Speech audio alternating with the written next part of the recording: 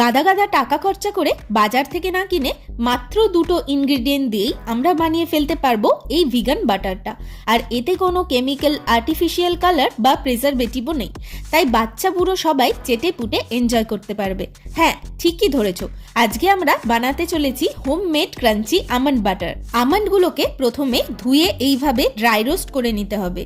এরপর কিছুটা আমন্ড আলাদা করে সেগুলোকে রাফলি গ্রাইন্ড করে নেব এইরকম ভাবে। বাকি রোস্টেড আমন্ডগুলো আর অল্প নুন দিয়ে মিক্সিতে পিষতে থাকতে হবে। আর কিছুক্ষণ পর পর যখন অল্প অল্প তেল বাদাম থেকে বেরোনো শুরু হবে, পাউডারটা মিক্সির গায়ে লেগে যেতে থাকবে, তাই হালকা হালকা করে ছাড়িয়ে নিয়ে আবার পিষতে থাকতে হবে। মোটামুটি 15-20 মিনিট ধরে মিক্সি চালানোর পর এরকম একটা বাটারি কনসিস্টেন্সি চলে আসবে। এবার রাফলি গ্রাইন্ডেড আমন্ডগুলোকে এর সাথে মিক্স করে দিলেই তৈরি protein and healthy fat rich crunchy almond butter. কাচের জারে স্টোর করে রাখো আর এনজয়।